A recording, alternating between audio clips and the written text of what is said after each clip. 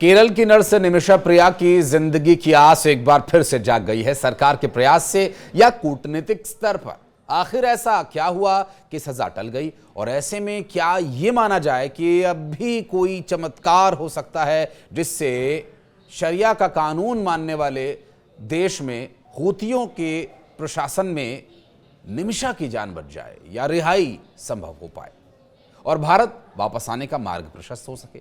नमस्कार, मैं हूं आशीष त्रिपाठी आपके साथ। सोमवार को इस मामले की सुनवाई के दौरान भारत सरकार ने सुप्रीम कोर्ट को बताया था कि इस मामले में हर संभव मदद के लिए कदम उठाया जा रहा है सरकार के द्वारा। अटॉर्नी जनरल आर वेंकटरमण ने अदालत में कहा था कि यमन एक कूटनीतिक रूप से मान्यता प्राप्त देश नहीं है। हम उस सीमा तक जा चुके हैं जितना भारत सरकार कर सकती है। हम इसे सार्वजनिक नहीं करना चाहते थे, इसलिए हम पर्दे के पीछे निजी तौर पर कोशिश कर रहे हैं। निमिषा प्रिया का बचाव करने के लिए सुप्रीम कोर्ट में भी यह मामला उठा था और यमन में एक शख्स की हत्या के मामले में सजा की मौत पाई केरल की नर्स निमिषा प्रिया के लिए उम्मीद की एक नई आस जगी है, एक नई किरण प्रस्फुटित हुई है, क्योंकि अब उसे सजा टालने के बाद कुछ राहत महसूस हुई होगी। निमिषा को 16 जुलाई को सजाए मौत दिए जाने का दिन मुकर्रर किया गया था, हालांकि आखिरी वक्त में फिलहाल इसे टाल दिया गया है। यमन के हूती प्रशासन के इस फैसले के पीछे भारत सरकार की हालिया कूटनीतिक कोशिशों को बड़ा कारण माना जा रहा है। सरकार ने पीड़ित परिवार और निमिषा के परिवार के बीच समझौता कराने के लिए अतिरिक्त समय मांगा था ताकि ब्लड मनी के तहत शरिया कानून के अनुसार माफी मिल सके। भारत सरकार की तरफ से इसकी शुरुआत से ही इस मामले में सभी तरह की मदद दी जा रही है, लेकिन यमन की कूटनीतिक स्थिति को देखते हुए ये एक बेहद संवेदनशील मामला बना हुआ है। सूत्रों के अनुसार भारतीय अधिकारी लगातार यमन के जेल प्रशासन और अभियोजन विभाग के संपर्क में हैं और इन्हीं कोशिशों का यह नतीजा है कि सजाए मौत को अस्थायी रूप से फिलहाल टाल दिया गया है। निमिषा को मौत से बचाने के लिए समाजसेवी सैमुअल जेरोम भास्करन यमन में बातचीत की प्रक्रिया में मुख्य भूमिका निभा रहे हैं और उन्होंने यमन सरकार, प्रधानमंत्री नरेंद्र मोदी, गृह मंत्री अमित शाह और विदेश मंत्रालय को धन्यवाद दिया। केरल के एक मुस्लिम धर्मगुरु कंथापुरम एपी अबू बकर मुसलियार ने भी हस्तक्षेप किया। उन्होंने यमन के एक प्रमुख सूफी विद्वान से पीड़ित परिवार से बातचीत कर माफी दिलाने की कोशिश करने की अपील की।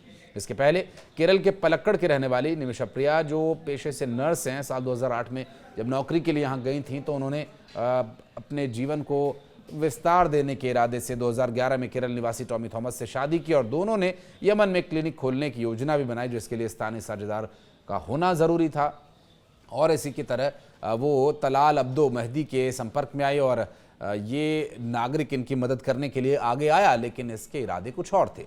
बाद में मेहदी ने निमिषा को प्रताड़ित करना शुरू कर दिया, ऐसा आरोप निमिषा के द्वारा लगाया गया और उनके दस्तावेजों को जब्त कर लिया गया। कथित तौर पर उनके साथ दुष्कर्म किया गया और 2017 में निमिषा ने अपने साथी नर्स हन्नान की मदद से मेहदी को बेहोश करके वहां से दस्तावेज लेकर भागने की कोशिश की, लेकिन बेहोशी की दवा का डोज ज्यादा हो जाने की वजह से मेहदी की मौत हो गई और घबराकर दोनों ने मेहदी का शव काट करके पानी में छिपा दिया था। हालांकि उन्हें बाद में गिरफ्तार कर लिया गया और 2018 में यमन की अदालत ने मौत की सजा सुनाई, जिसे यमन की सुप्रीम कोर्ट और राष्ट्रपति रशाद अल अलीमी ने भी बरकरार रखा। अब देखिए कि कोई स्थापित तंत्र न होने के बावजूद सरकार को एक अनौपचारिक संदेश मिला है जिसमें यह बताया गया कि फांसी स्थगित कर दी गई है। हालांकि उन्होंने ये भी कहा कि हमें ये नहीं पता कि इस पर कितना विश्वास किया जाए। निमिषा प्रिया को बचाने के लिए ब्लड मनी एक उपाय है। यमन में शरिया कानून और इसके तहत पीड़ित के परिजन भी एक निश्चित रकम के बदले में माफी दे सकते हैं। हालांकि मुश्किल ये है कि ये एक निजी समझौता है,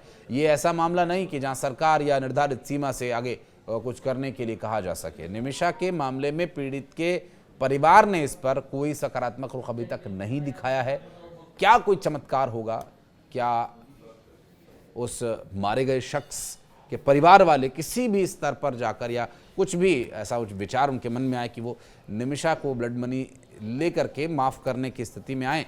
अगर ऐसा होता है तो ये एक चमत्कार होगा और निमिषा के भारत आने की संभावनाएं इससे बढ़ सकती हैं। बहरहाल इस मामले में अगर आप अपनी प्रतिक्रिया कुछ देना चाहते हैं तो कमेंट सेक्शन में आप आए, अपनी उपस्थिति दर्ज कराएं।